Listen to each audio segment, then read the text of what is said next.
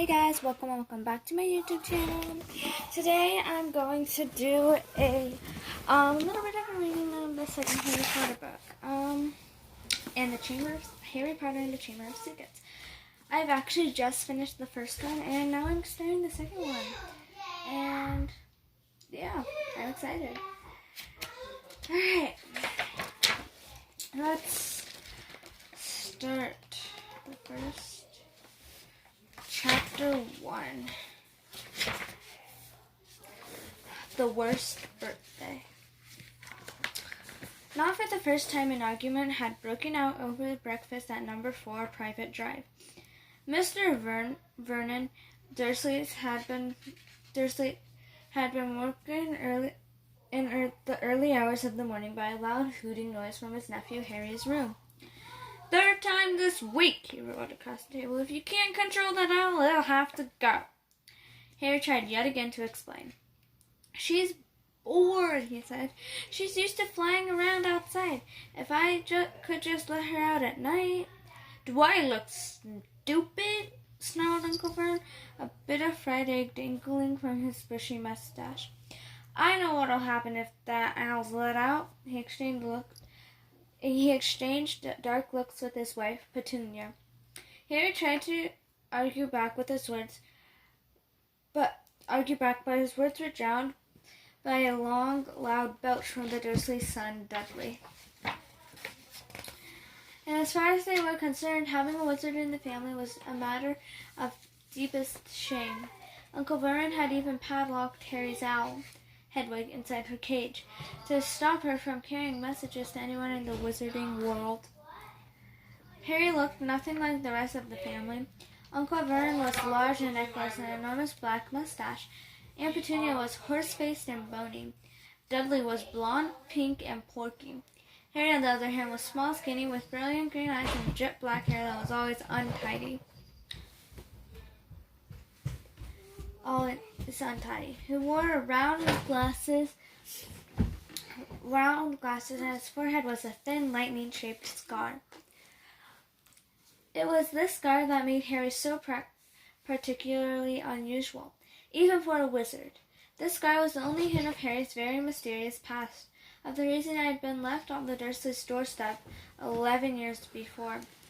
At the age of 1 year old, Harry had somehow survived a curse from the greatest dark sorcerer of all time, Lord Voldemort, whose name most witches and wizards still feared to speak. Harry's parents had died in Voldemort's attack, but Harry had escaped with his lightning scar, and somehow nobody understood why Voldemort's powers had been destroyed the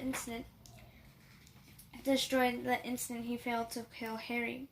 So Harry had been brought up by his dead mother's sister and her husband. He had spent 10 years with the Dursleys, never understanding why he kept making things odd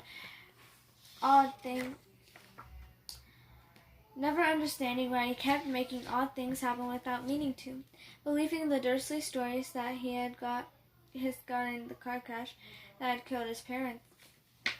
And then exactly a year ago, Hogwarts had written to Harry the whole story had come out. Harry had taken up his place at Wizard School, where he and his scar were famous. But now the school year was over, and he was back with the Dursleys for the summer, back to being treated like a dog that had rolled in something smelly. The Dursleys hadn't even remembered that today happened to be Harry's 12th birthday. Of course, his hopes hadn't been high. They'd never given him a real present, let alone a cake, but to ignore it completely.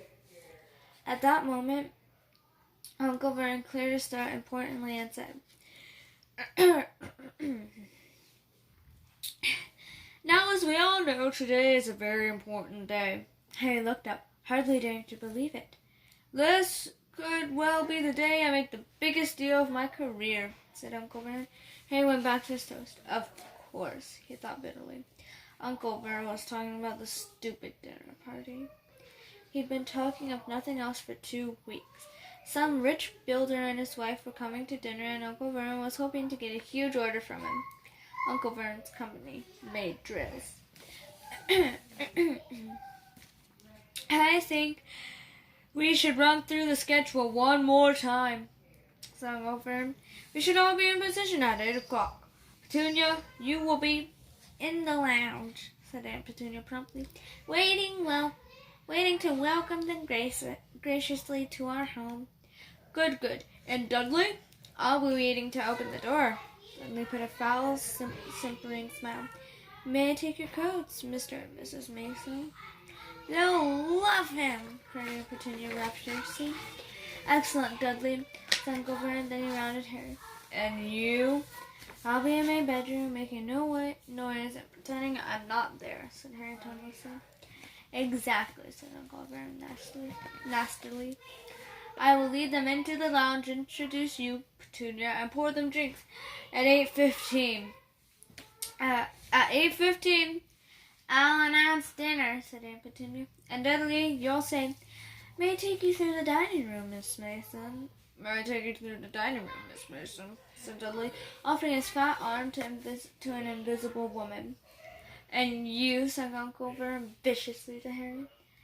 I'll be in my room, making no noise and pretending I'm not there, said Harry dully. Precisely. We should aim to get in a few good compliments at dinner. Petunia, any ideas? Vernon tells me you're a wonderful golfer, Mr. Mason. Do tell me where you brought your dress, Miss Mason. Perfect, Dudley. How about we had to write an essay about our hero at school, Mr. Mason. I wrote about you. This is too much for both Aunt Petunia and Harry. Aunt Petunia burst into tears and hugged her son while Harry ducked in her tail so they wouldn't see him laughing. And you, boy? Harry fought to keep his face dry as he emerged. I'll be in my room, making no noise, pretending I'm not there, he said. Too right you will, said Uncle Vernon forcefully. The Masons don't know anything about you, and it's going to stay that way. When dinner's over, you take Mrs. Mason back to the lounge for coffee, Petunia, and I'll bring the subject around to drills. With any luck, I'll have the deal signed and sealed before the news at 10. We'll be shopping for a vacation home in Majorca this time tomorrow. Harry couldn't feel too excited about this. He didn't think the Dursleys would like him any better in Majorca than they did on Private Drive. Right. I'm off into town to pick up the dinner jackets for Dudley and me. And you, he snarled at her, you stay off your aunt's way while she's cleaning.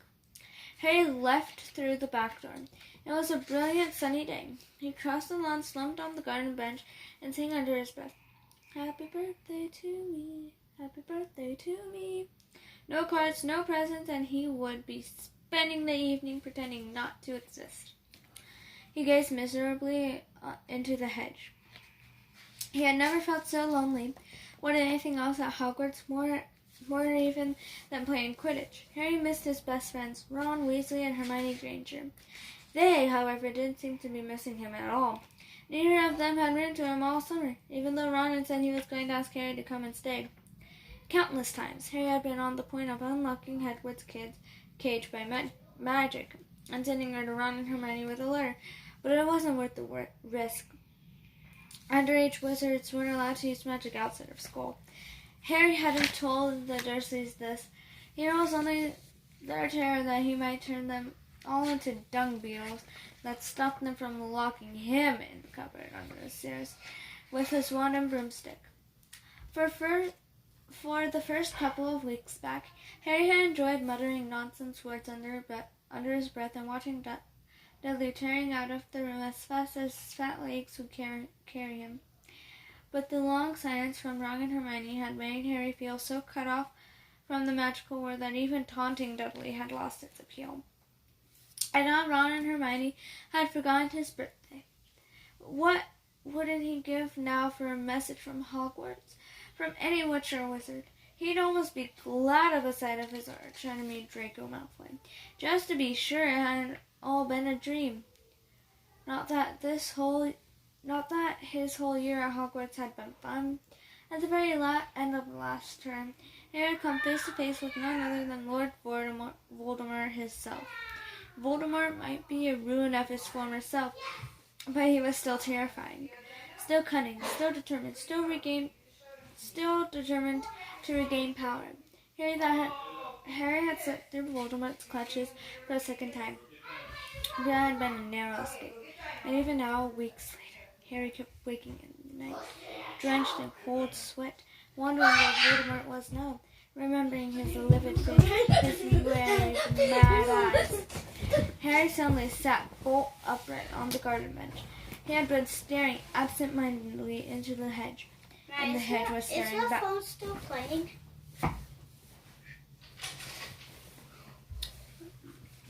And the hedge was staring back. Two enormous green eyes had appeared among the leaves. Harry jumped to his feet, just as a jeering voice floated across the lawn. "I know what day it is," sang somebody waddling towards him. The huge eyes blinked and vanished. "What?" said Harry, knocking his eyes off the spot where they had been. "I know what day it is," Dudley repeated, going right up to him. "Well done," said Harry. "So you finally learned the days of the week?" "Today's your birthday," sneered Dudley. "How come you haven't gone on your cards? How come haven't you even got friends at that freak place?" "Better not let your mom hear you talking about my school," said Harry coolly. Dudley hitched up his trousers, which were slipping down his fat bottom. Why are you staring at that hedge? At the hedge?" he said suspiciously. "I'm trying to decide what would be the best spot to set on fire," said Harry. Dudley stumbled backward at once, a look of panic on his fat face. "You can't. Dad told me you're not to do magic," he said. "He'll trick you out of the house. You haven't got anywhere else to go. You haven't got any friends to take you." "Jickery pokery," said Harry in a fierce voice. "Hocus pocus, wiggly wiggly." "Mom!" howled Dudley, tripping over his feet as he dashed back toward the house. "Mom, he's doing you know what?" Harry paid dearly for his moment of fun, as neither Dudley nor the hedge was in any way hurt.